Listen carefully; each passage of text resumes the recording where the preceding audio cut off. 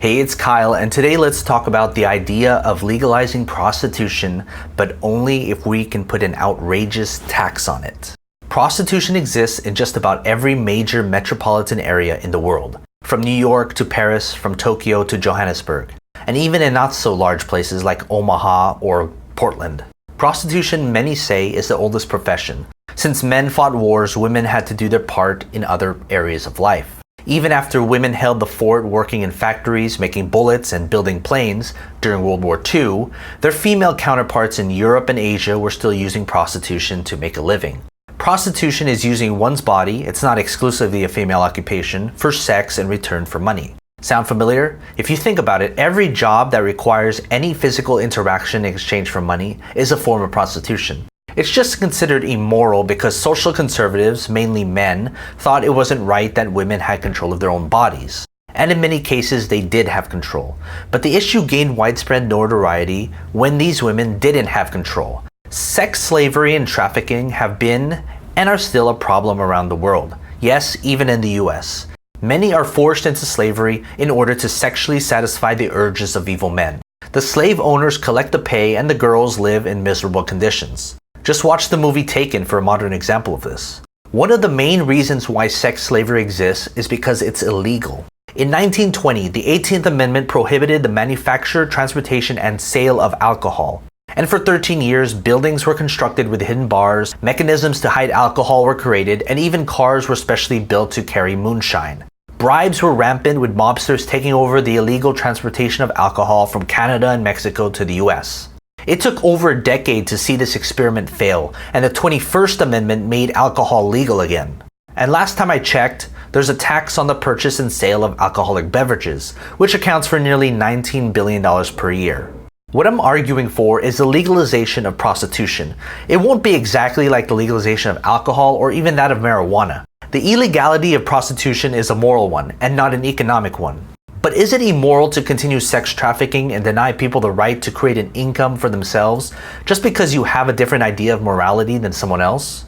Legalizing prostitution will attempt to accomplish two goals: eliminate sex trafficking in the US and create more revenue and jobs through regulation and income tax. The issue is the moral dilemma, and that's where active overregulation must be enacted to satisfy social conservatives and discourage sex for pay. With legalization of prostitution, we cut down on forced labor and sex trafficking. Not completely, but it's a start. Women and men who willingly want to use their bodies in exchange for money will be able to find meaningful and safe employment. Sex trafficking exists because there's a huge demand for paid sex, but not enough people to satisfy that demand due to it being illegal. But with it legal, the free market will dictate the supply of workers. With a legal supply of people willing to work, they receive legal compensation that are subject to income tax. That's the first thing. Second is the need to overregulate. Legal establishments must go through a thorough licensing process to ensure a safe, legal, and clean working environment.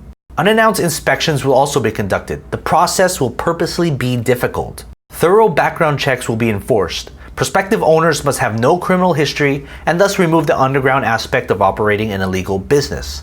These establishments must be a certain distance from any residential neighborhoods and schools, and marketing will be severely limited. All workers will be considered employees and must use protection, both the employees and the customers. Workers must be thoroughly tested for any STDs regularly. This will ensure establishments are up to par with strict regulation. Third, the tax on services will purposely be high. This will ensure prostitution is a luxury item so that prices are justified. The establishment may put any price the market can bear, but this must include the high tax for doing business. Something along the lines of a 30% tax. So if a service costs $500, the tax will be $150. That special tax will be used for general revenue purposes at the state level. Illegal prostitution in the US makes up about $14 billion a year.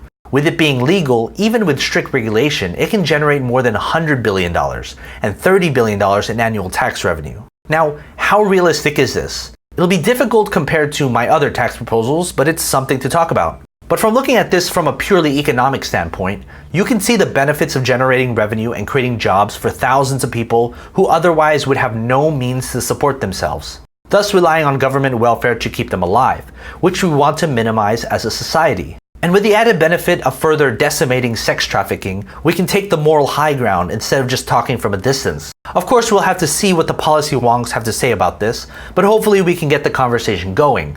I'd love to hear what you guys have to say, so leave a comment down below. Should we legalize prostitution in the United States? Don't forget to like and share this video. Remember to subscribe and turn on that notification bell so you stay up to date when new videos come out. And lastly, if you're interested about the contribution of women over the past 400 years, and I'm talking about much more than just prostitution, read America's Women, 400 Years of Dolls, Drudges, Helpmates, and Heroines by Gail. I'll leave a link down below. Until next time, take care of your money.